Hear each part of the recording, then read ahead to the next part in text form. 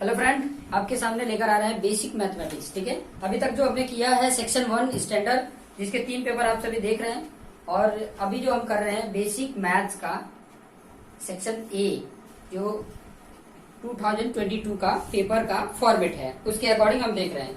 तो देख लेते हैं कैसा क्वेश्चन आ रहा है। जैसे पहला ही क्वेश्चन इसमें दिया हुआ है, क्वेश्चन नंबर 1 में बोला है ये 22/7 बोल रहा है इरेशनल नंबर।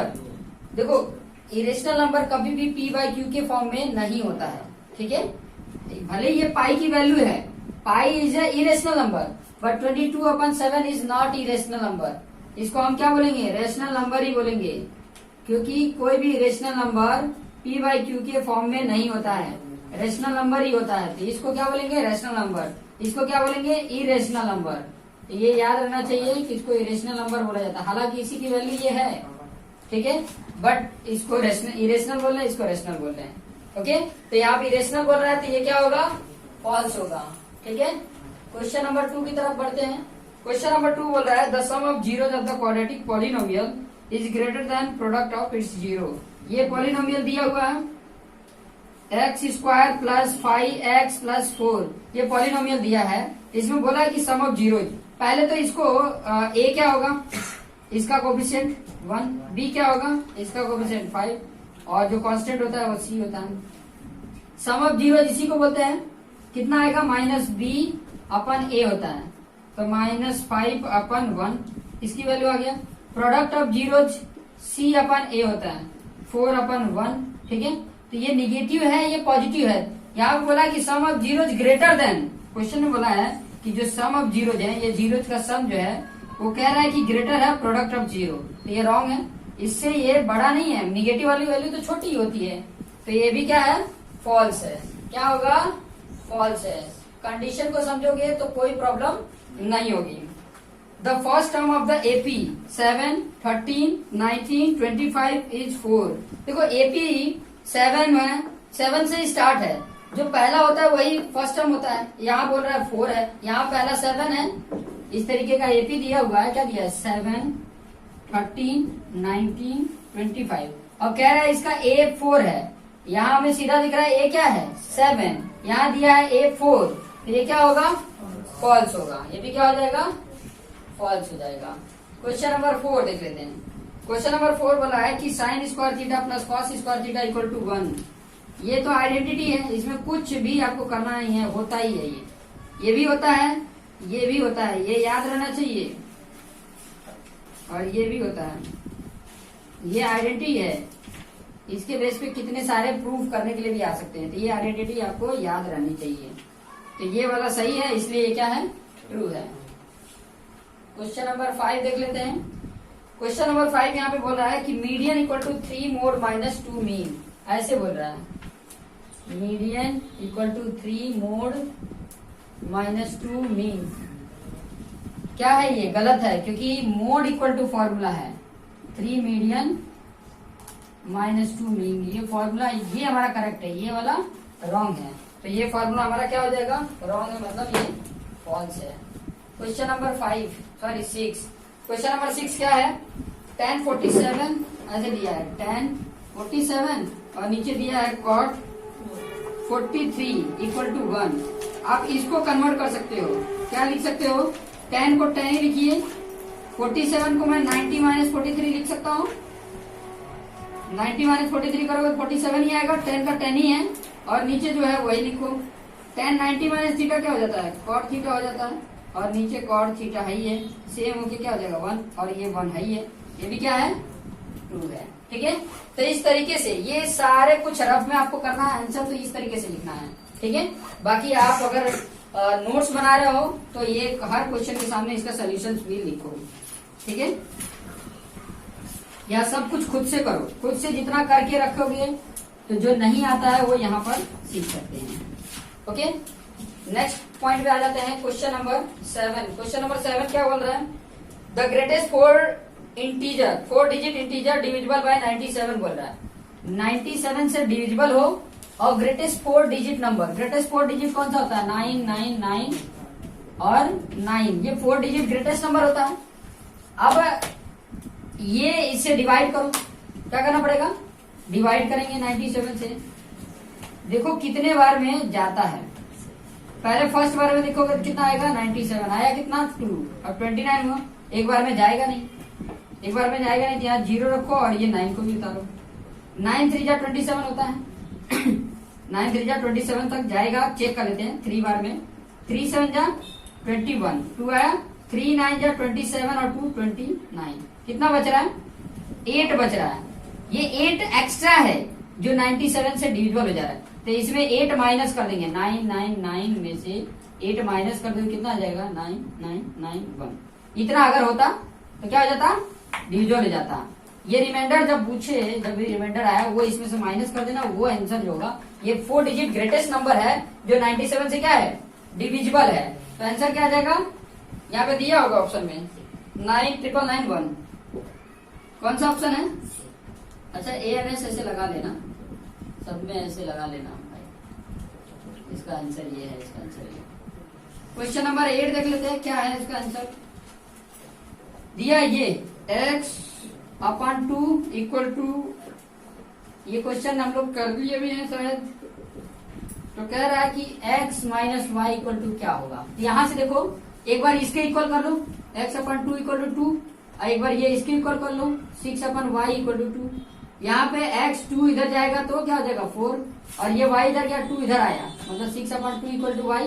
2 3 या मतलब y की वैल्यू कितना आ गया 3।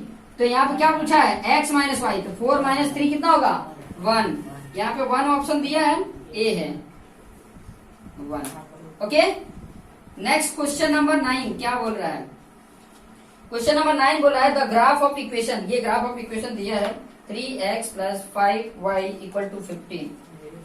कह रहा है कि ऐसा एक और इक्वेशन बताओ, एक और इक्वेशन बताओ जो पैरेलल लाइन को बताता हो। तो देखिए एक इक्वेशन है ये 5x + 3y = 30। ये इसके ना तो डबल है ना कोई मल्टीपल में आ रहा है, ना ये इसके आ रहा है। हमारा कंडीशन क्या बैठना चाहिए, ये बैठना चाहिए। ये कंडीशन जिसमें बैठ जाए वो हो जाएगा। ये रॉन्ग। दूसरा इसके साथ बनाते हैं, ये तो रॉन्ग हो गया। इसके साथ एक है 6x + 10y = 30। इसके डबल ये भी है, इसके डबल ये भी है, इसके डबल ये भी है, नॉट होना चाहिए, ये भी रॉन्ग। नेक्स्ट ले आते हैं 9x + 15y = 45। इसके 3 गुना, इसके 3 गुना, इसके 3 गुना, ये भी रॉन्ग है रेशियो। ठीक है, नेक्स्ट कौन सा आ रहा है, नेक्स्ट आ रहा है आपका 12x, ये -20y इस तरफ क्या हो गया +20y = 0। इसके ये 4 गुना है, इसके ये 4 गुना है, बट इसके ये नहीं है। इसका ऑप्शन ये डी राइट हो जाएगा।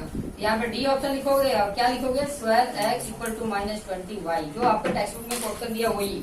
ठीक है, तो ये ऑप्शन राइट हो जाता है। इस तरीके से आपको सॉल्व करना है। क्लियर?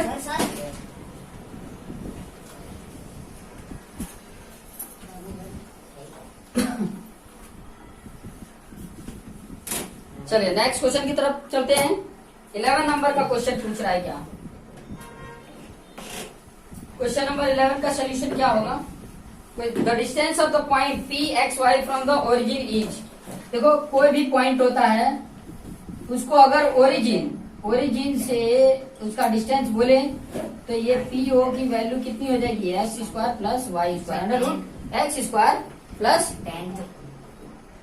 अच्छा 10 बाकी रह गया ना। चलिए ये तो आपने कर लिया ना, ये वैल्यू हो जाता है। अच्छा 11 का इसका आंसर कौन सा हो जाएगा, ए आंसर राइट हो जाएगा इसका, A √x² + y²। 10th वाला भी कर लेते हैं। 10th बोला है द वैल्यू ऑफ डिस्क्रिमिनेट, ये x² + πx + π = 0 दिया है। यहाँ पे डिस्क्रिमिनेट की वैल्यू बताना है, तो d की वैल्यू आपको पूछा है, और ये क्या होता है b² - 4ac। इसमें से आपको a क्या है 1 है, b क्या है इसका कोफिशिएंट +5 है, और c जो कांस्टेंट टर्म होता है वो वैल्यू पुट करो। b मतलब 5 का स्क्वायर -4 × 1 × 5, यहाँ 5 का 25, यहाँ 4 5 जा 20, आया कितना 5 +5 आ जाएगा। यहाँ पे ऑप्शन कौन सा है, ए ऑप्शन है। क्लियर? 11 हो गया। 12 देख लेते हैं। For a finite AP, finite AP मतलब फिक्स कोई एपी है, ठीक है, और कहाँ तक है n टर्म तक है। कोई एपी है जो कहाँ तक है एन तक कुछ होगा, कुछ तो होगा, फिर बाद में डॉट डॉट करके एन है। ठीक है, ऐसे करके है, कंडीशन भी दिया होगा। ठीक है, उसका फर्स्ट टर्म ए है और लास्ट टर्म क्या दिया है, एल है। लास्ट टर्म के लिए एल बोला है। फिर क्वेश्चन में बोला है the sum of all its term is given by, तो इसका सम पूछा है। तो सम का फॉर्मूला एक हमने ये भी पढ़ा था, एन अपॉन 2 इन ब्रैकेट में ए प्लस एल, यही होता है। एन का एन ही रखने दो और ए का ए और एल का एल, यही फॉर्मूला होगा ना, सीधा सीधा। ऐसा कोई फॉर्मूला दिख रहा है आपको? N upon 2 a plus l, a ही दिख रहा है। सम पूछा ना, sum of all its term of given, तो n upon 2 a plus l, A option right है। क्वेश्चन नंबर 12 आंसर ए क्या दिया हुआ है, n upon 2 in bracket a plus l, first term plus last term into n upon 2, this is the S n का sum होता है। सम पूछ रहा है। ठीक है, क्लियर हो रहा है? क्लियर हो रहा है कि नहीं हो रहा है? समझ में आ रहा है ना? अब आ जाते हैं फिल इन द ब्लैंक। देखो इसके स्टैंडर्ड में एक पेपर हमने किया था, तो उसमें हमने देखा था कि फिल इन द ब्लैंक में कभी कभी उसमें ऑप्शन नहीं दिया जाता है, 3 ऑप्शन ऐसे नहीं दिया जाता कि ये आपको सिलेक्ट करना है, लेकिन इसमें दिया हुआ है, इसमें सिलेक्ट कर सकते हैं। क्वेश्चन नंबर 13 क्या बोला है? 13 क्या बोला है? फॉर्मूला दिया है मोड का, जिसमें पूछ रहा है F1 डिनोट, F1 क्या डिनोट करता है, the frequency of the modal class. क्या डिनोट करता है? The frequency of modal class, ये। ठीक है, अच्छा इसी में मैं अगर पूछूं एल क्या डिसाइड करता है, lower limit of the modal class, ये लिखना पड़ेगा, lower limit of the modal class. वही एफ ओ की बात करूं तो preceding frequency of modal class, उसके बाद F2 बोले तो succeeding frequency of modal class. Clear. 14 बोला है the probability of a month of January having 5 Sunday, जनवरी में 5 संडे होने की प्रोबेबिलिटी क्या है? जनवरी कितने डेज का होता है? 31 डेज का। ठीक है, और डेज कितने होते हैं? 7 डेज से डिवाइड कर दो, 4 बार में जाएगा, कितना बच रहा है? 3 हो रहा है। तो अभी 3 में देखो टोटल कितने हैं? 7 है। 3 में आने का क्या आ सकता है? संडे, मंडे, ट्यूजडे और मंडे, ट्यूजडे, वेडनेसडे, या ट्यूजडे, वेडनेसडे, थर्सडे, या Thursday, Wednesday, Wednesday, Thursday, Friday, या थर्सडे, फ्राइडे, सैटरडे, या फ्राइडे, सैटरडे, संडे, या सैटरडे, संडे, मंडे। संडे से स्टार्ट था, सैटरडे पे आ गया। ठीक है, अब इसमें क्या पूछा है? संडे आने का। तो संडे किस में आ रहा है? एक इसमें आ रहा है, एक इसमें आ रहा है, एक इसमें आ रहा है। ठीक है, कितना आ जाएगा? 3/7, 3/7 राइट है। क्वेश्चन नंबर 15, क्वेश्चन नंबर 15 क्या बोल रहा है? पीई दिया है, देखो क्या दिया है? पीई दिया है, किसी इवेंट का होने की प्रोबेबिलिटी 1 - 16/31 ये दिया है। ठीक है, फिर बोल रहा है कि न होने का क्या होगा, न होने की प्रोबेबिलिटी क्या होगी। तो आपको पता है, ध्यान से सुनिए, पी होने का प्लस पी न होने का इक्वल टू 1 होता है।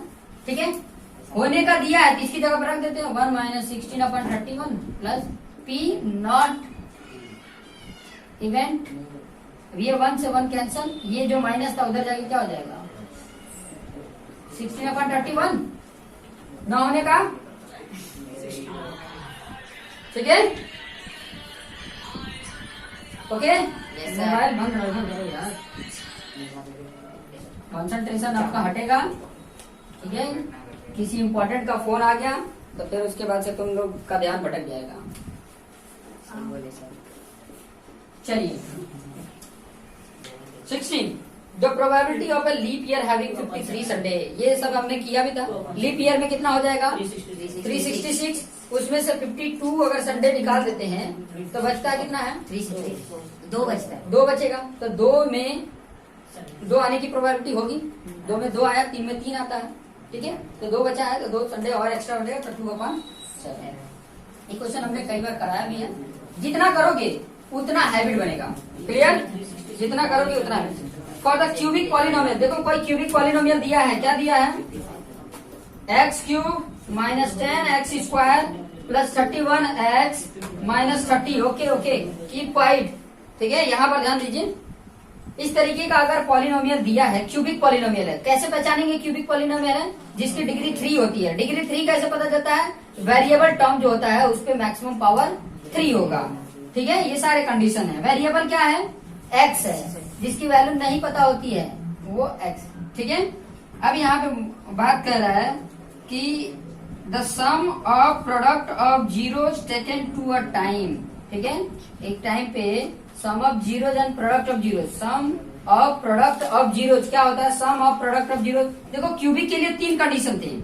पहला था जिसको बोला जाता था सम ऑफ जीरोज, दूसरा होता है sum of product of zeros, इसको बोला जाता है sum of product of zeros, और तीसरा होता है प्रोडक्ट ऑफ जीरोज। ये होता है, इसका होता है, ध्यान से समझना, स्टैंडर्ड फॉर्म पहले मैं लिख लेता हूँ। इसका स्टैंडर्ड फॉर्म क्या होता है? ax³ plus bx² plus cx और प्लस d इक्वल टू 0, मतलब d यहां तक पॉलिनोमियल होता है। अब इन तीनों का फॉर्मूला मैं लिख देता हूँ। This is the sum of zeros, this is the sum of product of zeros and this is the product of zeros. इसका होता है माइनस b/a, इसका होता है c/a, इसका होता है माइनस d/a। पूछा है ये। अच्छा, इसमें a क्या है? 1 है, b क्या है? -10 है, c क्या है? 31 है, और d क्या है? -30। यहाँ पे c/a चाहिए ना, ये क्वेश्चन पूछा है इसमें, क्वेश्चन नंबर 17 में। तो c क्या है? 31/1। आंसर क्या आ रहा है? 31। तो यहाँ पर कौन सा है? 31। क्वेश्चन नंबर 18 की बात कर लेते हैं। 18 क्या बोल रहा है? ठीक है, क्वेश्चन नंबर 18 बोला था nth term of an AP is given by 2n+1। nth term बोल रहा है, मान लो कोई ऐसे 1 2 3 4 ऐसे कुछ नंबर लिखा है, तो जो nवां नंबर है वो 2n+1 है। Then the sum of first n term of the AP is dash. बोल रहा है कि फर्स्ट n टर्म, देखो nवां टर्म दिया है 2n+1, और फर्स्ट n टर्म बोल रहा है the first n term of an sum of first n term of AP क्या होगा। इस तरीके का क्वेश्चन पूछा है। पहले तो मैं इसको रफ करके बताता हूँ। क्वेश्चन बहुत ज्यादा हार्ड नहीं है, इजी लेवल का ही क्वेश्चन है। 24 मार्क्स तो आराम से गेन कर सकते हो। देखो an की वैल्यू दिया है, कितना दिया है? an की वैल्यू दिया है 2n+1।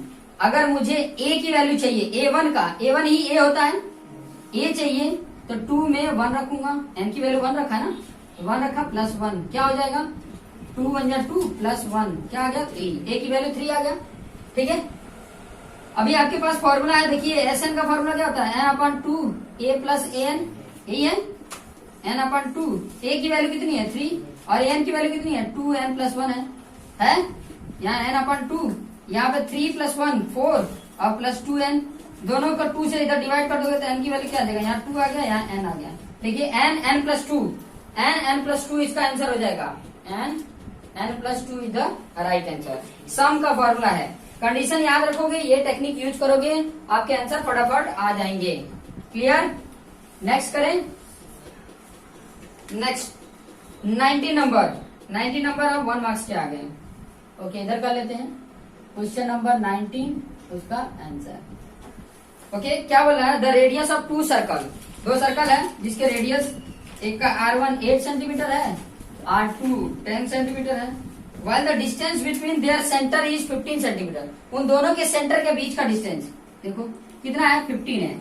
एक का यहाँ A है और यहाँ का सेंटर B है, 15 सेंटीमीटर है।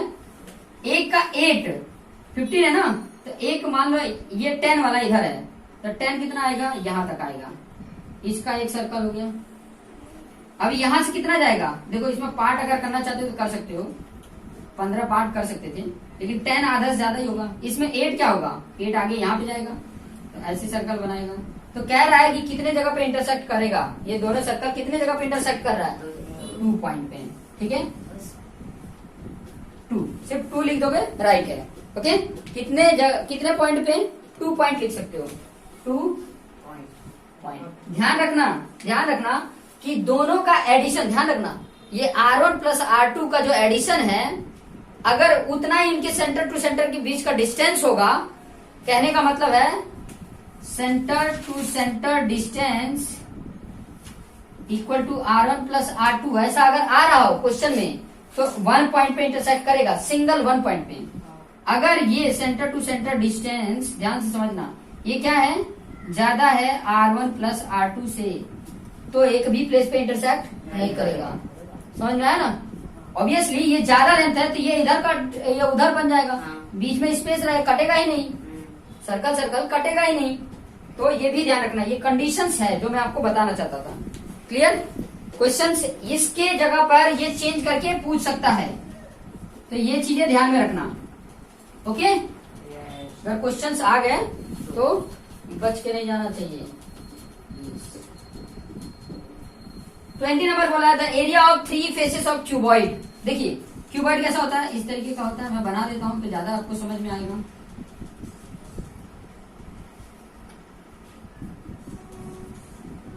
ठीक है, बन गया। ओके, अब 3 फेसेस मान लो मैंने एक ले लिया, ये दिख रहा है, एक फेसेस सामने वाला ले लिया, ठीक है। इसमें बोला है कि 3 फेसेस का एरिया दिया हुआ है, the area of 3 faces of cuboid which meet at one vertex. One vertex मान लो ये वर्टेक्स ले रहा हूं, तो एक फेस ये आएगा, एक फेस ये आएगा और एक फेस ये आएगा। क्लियर? तो इस पे आपको दिख रहा है, एक तो ये एरिया दिख रहा है, कौन सा, L into H. L into H जो आ रहा है वो क्या आ रहा है, यहाँ पे दिया है XYZ है एरिया, एक का X है, दूसरा ये क्या है, देखो ये B है, तो B इंटू एच Y है, और एक ये L इंटू B क्या है, Z है। ये दिया हुआ क्वेश्चन में, तो कह रहा है इसका वॉल्यूम बताओ। क्या बोल रहा है, find the volume of the cuboid. Volume क्या होता है, LVH होता है, यही पूछ रहा है। मैं क्या कर रहा हूँ, ये 1 है, ये 2 है, ये 3 है, ये 1 2 3 को मैं क्या कर लेता हूँ, आपस में मल्टीप्लीकेशन कर लेता हूँ, आपस में लेफ्ट का लेफ्ट मल्टीप्लीकेशन, राइट का राइट मल्टीप्लीकेशन। तो यहाँ पे क्या हो रहा है, L इंटू एच था, इंटू B इंटू एच है, इंटू L इंटू B है, इक्वल टू ये भी मल्टीप्लीकेशन हो जाएगा आपस में। इधर क्या हो रहा है, L square, B square, H square, इधर XYZ, इन सब पे स्क्वायर है, स्क्वायर हटेगा तो ये रूट में जाएगा, LBH equal to root XYZ होगा। तो ये वॉल्यूम है, और वॉल्यूम का आंसर क्या है, XYZ। वो भी कैसा, root XYZ is the right answer. Clear हो रहा है, root XYZ is the right answer. Clear हो रहा है ना? इस तरीके से फाइंड आउट करेंगे क्वेश्चंस अगर पूछे जाते हैं तो इस तरीके से। क्वेश्चन नंबर 21, 4 क्वेश्चन और रह गए हैं। 21 ये कह रहा है, if the radius of the circle is increase by 30%। एक सर्कल है, मान लो उसका पहले R1 जो था वो कितना था, R जितना था, ठीक है। अब ये सर्कल का रेडियस बढ़ा दिया गया, जो R2 है वो कितना है, 1 तो था ही, 1R, 30% बढ़ाना मतलब 1.3 R हो गया। उसका पहले इसके कंपेरिजन में 30% को वैल्यू में कन्वर्ट करोगे, क्योंकि ये 100% R था, उसमें 30% और किए तो 130 होता, 130 डिवाइड बाय 100 कर दे तो 1.3 R हो गया वैल्यू में। क्लियर? तो कह रहा है कि एरिया में कितना ज्यादा ये बढ़ेगा। ये तो रेडियस में 30% बढ़ा, एरिया कितना बढ़ रहा है, तो पहले कितना था, पाई R स्क्वायर था, दूसरा किए तो पाई 1.3 R का स्क्वायर, ये पाई तो है 1.3 का क्या हो जाएगा स्क्वायर, 1.69 इंटू R स्क्वायर। यहां से करोगे तो पाई ये R स्क्वायर, और आ कितना रहा, 1.69 वैल्यू आ रही है। मतलब कितना इंक्रीज हुआ, यही इंक्रीज हुआ 0.69 वैल्यू में या 69 परसेंटेज में। कितना परसेंटेज इंक्रीज होगा एरिया वाई में, 69% एरिया उसका इंक्रीज कर जाएगा। अगर उसका R 1.3% इंक्रीज होता है तो 1.3 का स्क्वायर करो, एरिया में स्क्वायर होता है तो आया 1.69। 1 तो ये था पहले, देखो ये 1 में तो था ही, 0.69 वैल्यू जितना बढ़ा है मतलब 69% एरिया में इंक्रीज हुआ है। क्लियर? ऐसे वॉल्यूम में भी पूछा था, इसके पहले हमने किया था 30% उसका रेडियस बढ़ता है तो वॉल्यूम कितना में इंक्रीज किया, तो वॉल्यूम में क्यूब करते हैं, तो उसका क्यूब करोगे तो जो वैल्यू आती है वो आंसर हो जाएगा। क्लियर? क्लियर हो रहा है? Next question number 22। Question number 22 का आंसर क्या होगा? The volume of each to cubes.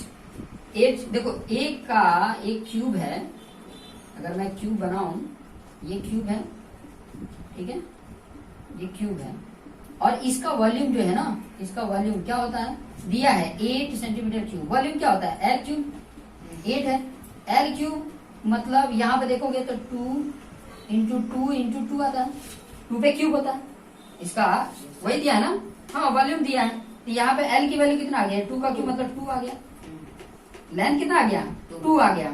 अब यहाँ पे कह रहा है कि 2 क्यूब थे, ऐसे 2 क्यूब हैं।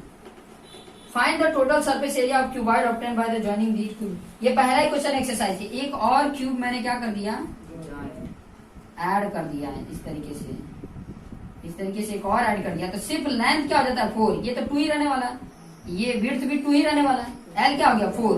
तो यहाँ पे का टोटल सरफेस एरिया पूछ रहा है, क्या होता था 2LB plus BH plus HL, ये 2, एल की वैल्यू 4 × 2, यहाँ पे 2 × 2, यहाँ पे 2 × 4, यहाँ 8, यहाँ 4, यहाँ 8, क्या हो रहा है 8 8 16 और 4 20, 22 जा 40, आंसर क्या आ जाएगा 40 सेंटीमीटर स्क्वायर। सेंटीमीटर में दिया है तो 40 सेंटीमीटर स्क्वायर हो गया। ओके, क्वेश्चन नंबर 23 का आंसर क्या होगा? क्वेश्चन नंबर 23 बोला है कि state the number of zeros. Number of zeros बताना है किसके, जो ग्राफ दिया है, और ग्राफ में बताया कि किस तरीके का ग्राफ है, ऐसे ग्राफ है, x = py है, x = py, और या तो ऐसा दिया हो y = px। जब भी जो ब्रैकेट में हो py मतलब y एक्सिस को जितनी बार वो लाइन कट किया होगा उतने नंबर ऑफ जीरोज होंगे। अंदर यहाँ x है तो x एक्सिस को जितनी बार वो इंटरसेक्ट किया होगा उतने नंबर ऑफ जीरोज होंगे, ये पहले भी बता चुका हूं। तो क्वेश्चन में क्या दिया है, x = py दिया है, तो y एक्सिस को कितनी बार इंटरसेक्ट किया है 4, तो नंबर ऑफ जीरोज कितने होंगे 4 हो जाएगा। क्वेश्चन नंबर 24 का आंसर देख लेते हैं। क्वेश्चन नंबर 24 क्या बोला है, find the area of a square inscribed in a circle with radius 8 centimetre. देखिए यहाँ पे बोला है कि एरिया ऑफ स्क्वायर बताना है जो इंस्क्रिप्ट है कहाँ पे, इन अ सर्कल, मतलब ऐसा सर्कल है, ठीक है, और स्क्वायर इस तरीके से बना है। क्लियर? स्क्वायर है, तो यहाँ पे ये कह रहा है कि इस स्क्वायर का एरिया क्या होगा, ठीक है, और इसमें दिया क्या है, रेडियस दिया है, रेडियस सेंटर से यही आर होगा, ये आर है तो इधर से सेंटर से ये भी आर ही होगा, ठीक है, तो ये क्या बन जा रहा है, एक डायमीटर बन जा रहा है, ठीक है, ये पूरा क्या हो गया d = 2r, और ये डायगोनल है। अगर ये डायगोनल है तो आपको पता है स्क्वायर यहाँ 90 डिग्री होता है, तो ये वैल्यू मान लो ये सेम है, ये है, तो पाइथागोरस लगाओगे तो क्या होगा, पाइथागोरस अगर अप्लाई करते हो ABC में तो क्या होगा, AB² = AC² प्लस BC², ये A² है और ये A² है और ये 2r का स्क्वायर है। क्लियर? यहाँ 4r² हो गया, यहाँ पर 2 ले सकते हो A², ठीक है, ये अच्छा इसको 2r² ही रहने दो, दोनों तरफ का स्क्वायर हटाओगे ये √2 का स्क्वायर होगा, तो दोनों का हटाओगे तो क्या आ जाएगा 2r = √2a आ जाएगा।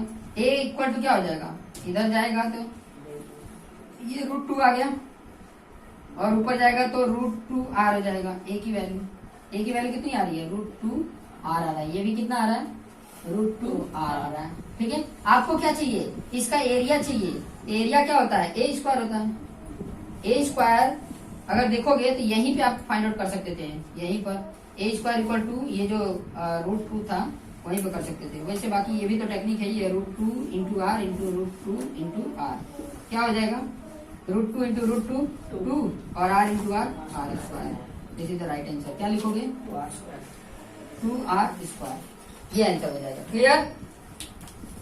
क्लियर? इस तरीके से हम क्वेश्चन 24 क्वेश्चंस को सॉल्व किए हैं। ऐसे आप प्रैक्टिस करोगे, और मैं हमेशा जब मैं आपको बोर्ड पे करा रहा हूं तो मैं हमेशा आप सभी को बोलता हूं कि आप पहले से करके आया करो। पहले से करके आओगे तो आप अपने आप को चेक करोगे कि मुझे कितना आ रहे थे, कितना नहीं आ रहे थे, और उसमें डाउट क्या था। या मैंने जो किया था उससे डिफरेंट है तो क्यों डिफरेंट है। ओके, तो इस तरीके का सोल्यूशन करो, फिर बाद में अगर कोई डाउट होता है तो ये वीडियो तो है ही है। ओके।